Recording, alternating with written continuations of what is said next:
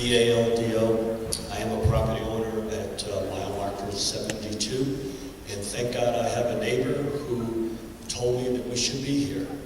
A few weeks ago, some nice young man approached me and asked me if I would sign, and I don't know what I signed. I don't know if I signed away my rights or not, but if I would allow them to come on our property and to survey the property. And I really didn't know much about what was going on because I wasn't paying attention, which is a shame on me. And after a conversation with the young man, basically it was explained to me by him that eminent domain would allow him to come on the property anyway. So I said, well, why create a hassle? I signed and let him come on the property.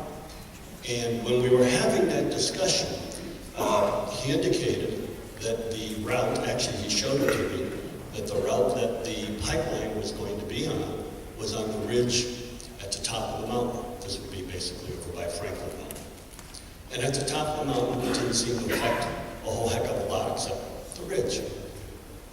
And then when the neighbors came and said, you ought to come here tonight, my wife and I decided to come, and we were here. We were looking at this map out front, and the pipeline changed. It's not on the ridge that the individual showed me. It's literally right straight through our property, as a couple other people here have indicated. And if you cut my property in half, I have two worthless pieces of property. It doesn't seem right that I was misled and misinformed by a representative of pipeline people. So prior to coming here, like I said, I had no opinion because I really wasn't paying much attention to it, but I certainly have an opinion now, and the opinion now is I don't want a pipeline through my property that's destroying my property value.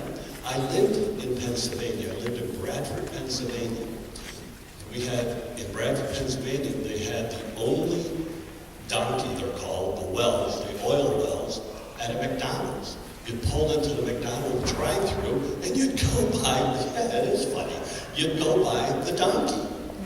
And when you walked out of your house in the morning, because it was near Oil City, that should tell you a lot, and there was a refinery in town, when we'd walk out of your house, you'd have this beautiful aroma of refining oil in the air. And at the end of the day, you'd go home, you'd blow your nose, and your napkin was filthy black. And then you would turn on the water fountain, or the water spigot in your kitchen, and you would hope to God that you didn't have to drink what came out of it. So if that's what's happening in Pennsylvania because of oil refineries and oil pipelines, I got to assume, and I'm going to make the assumption, we all know what happens when you assume, but I'm going to stand on it this time.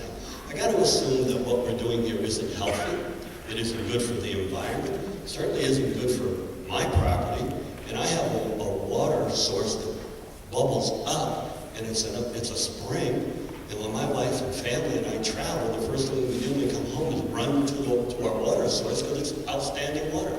So we're opposed to it. It's a shame that we were misled, and I'm not going to use the word lied to. Oh, I guess I just did. It's a shame we were misled, and we were led to believe that it was something than what it is. So we are opposed and on record. Thank you so much for being here.